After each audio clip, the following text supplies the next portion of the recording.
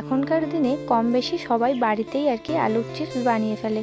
তো আমি কি করে বানাই সেটাই তোমাদের সাথে এই ভিডিওয়ে শেয়ার করব। তো হ্যালো এভরিওয়ান, সবাইকে শুভ দুপুর। আর কেমন আছো সকলে? আশা করছি সকলে খুব ভালো আছো। তো দেখো আমি আগে কিন্তু আলুগুলো ছুলে নিয়েছি, তারপরে দেখো যেটা দিয়ে আর কি সাইজটা করে চিপসটা আর কি, তো সেটা দিয়ে আমি কাটছি। আর দেখো এই পাশে কতগুলো কাটছি। আর তোমরা কে কে খেতে ভালোবাসো আলুর চিপস আমাকে কমেন্ট করে জানিও। আমার কিন্তু ভীষণ ভালো লাগে। তো তবে তোমরা যদি এটা বাড়িতে নিজেরাই বানাও তাহলে কিন্তু তোমরা এটা 1 বছরও রাখতে পারবে, মিনিমাম 2 বছরও রাখতে পারবে, শুকিয়ে রাখো।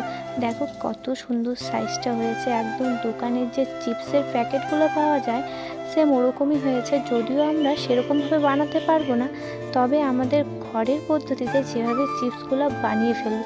তো চলো তোমাদেরকে বলি কীভাবে বানাই। তো দেখো আমি একটু জল দিয়ে হালকা করে ধুয়ে নিচ্ছি।